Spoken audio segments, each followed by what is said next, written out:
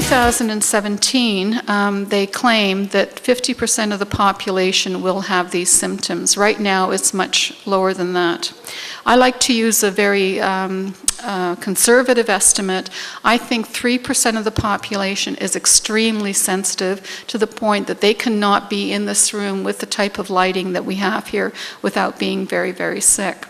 So if we were to determine what percentage of the population, how many people are electrically hypersensitive, if we use 3% for severe sensitivity and 35% for moderate sensitivity, and this comes from some studies we did with teachers in schools, then for Israel, with a population of just over 7 million, we're talking about 220,000 people with severe sensitivity and close to 2.6 million and rising. So we're talking about a very large population. I'm not the only person who believes this. There have been scientific conferences and medical conferences throughout the world with doctors and scientists trying to change the guidelines we have internationally with relatively little success, I might add. And I'd like to quote to you from the Freiberger appeal that was signed by a large group of German physicians. Our therapeutic efforts to restore health are becoming increasingly less effective. The unimpeded and continuous penetration of radiation into living and working areas causes uninterrupted stress and prevents the patient's thorough recovery. In the face of this disquieting development, we feel obliged to inform the public of our observations. What we experience in the daily reality of our medical practice is anything but hypothetical. We see the rising number of chronically sick patients also as a result of an irresponsible safety limits policy, which fails to take the protection of the public as its criteria for action. Instead, it submits to the dictates of a technology already long recognized as dangerous. For us, this is the beginning of a very serious development through which the health of many people is being threatened. We will no longer be made to wait upon further unreal research results, which, in our experience, are often influenced by the communications industry, while evidential studies go on being ignored. We find it to be of urgent necessity that we act now. Above all, we are, as doctors, the advocates for our patients. In the interest of all those concerned whose basic right to life and freedom from bodily harm is currently being put at stake, we appeal to those in the spheres of politics and public health. This came out in 2002. The guidelines, the international guidelines, have not been changed. No one's listening. Here we have an example of sick building syndrome in a school in Wisconsin, where both teachers and students were becoming quite ill. Initially, they thought the problem was mold or chemical related, and so they went and cleaned up the entire school, spent hundreds of thousands of dollars. And when the teachers came back in September, so did their symptoms, and so did the symptoms of the students. And so they called in an electrical expert who measured the dirty electricity in the school, and he said, "You've got a serious problem here." They put in filters, and this is what happened according to the school nurse. Of the 37 students with inhalers, these are students who had asthma, only 3 of them used their inhalers for exercise-induced asthma. These children would go home, they would continue to use their inhalers at home, but at school they no longer needed them because they had cleaned up the dirty electricity. So some of the sick buildings that we're dealing with today are due to the electronics and the electrical environment that they're in. If we have a person who is drinking dirty water and they get sick, they go to their doctor, and their doctor gives them some sort of treatment to deal with the problem. If they then go home and continue to drink the dirty water, all you have is a vicious cycle. Now this we understand, we have a lot of experience with this, but what if it's not the water that's dirty, but the electricity that's dirty?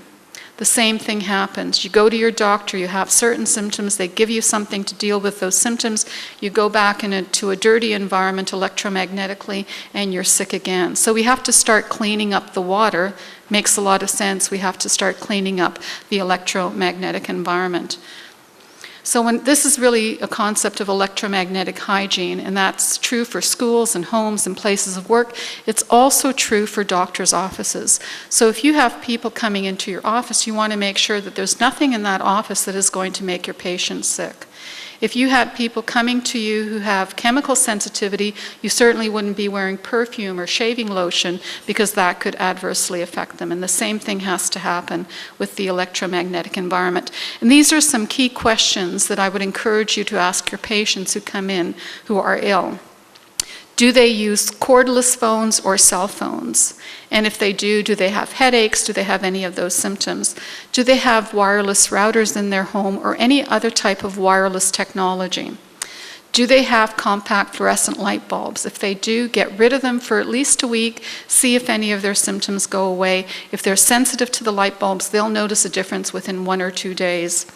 Do they live near power lines, and do they live near antennas that are either broadcast antennas for TV, radio, radar antennas for the military or airport, or cell phone antennas?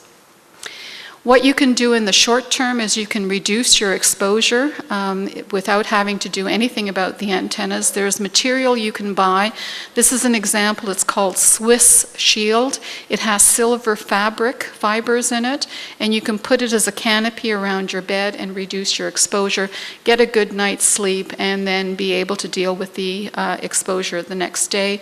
You can also clean up the dirty electricity using filters. So this reduces your exposure through the air, and this reduces the exposure that's coming along the wires into your home. Once you've cleaned up your exposure, the 2 other things you need to do is you have to build up the immune system, and this can be done under the care of someone who's got medical training. And the last thing you need to do is detoxify your body. A lot of people who are electrically sensitive have things like mercury fillings in their teeth. The mercury is a neurotoxin. It interacts with the microwave radiation. As a matter of fact, a friend of mine who had the misfortune of being in Vietnam told me that the radar operators there had to have the mercury fillings in their teeth replaced every 6 months because they would start to get loose. The microwave radiation actually causes the mercury to dissolve in the mouth, and so it's actually going into your body. There have been a number of studies documenting this as well. If someone goes for an MRI scan, the levels of mercury in the saliva prior to the MRI scan is much lower than it is after the MRI scan because it's being mobilized. And co-ed students, university students, a study looked at them using cell phones. There was one group without cell phones, another group with cell phones, and they found that the cell phone users had more mercury in their urine than those who didn't have cell phones. So we have evidence that this actually increases the mercury mobilization in your body. And I'd like to end on a quote. All truth passes through 4 stages. First, it is ignored. Second, it is ridiculed. Third, it is violently opposed. And fourth, it is accepted as self-evident. And right now, when it comes to electrosmog and electrosensitivity, it's no longer ignored. Some people ridicule it, some people oppose it, but there's a growing number, particularly of medically trained individuals who are recognizing this as a problem and are beginning to help their patients very effectively, not by giving them drugs to deal with the depression or the sleep problems or the pain, but by actually encouraging them to clean up their environment and allowing their bodies to do what they were intended to do, which is to heal themselves. Thank you very much.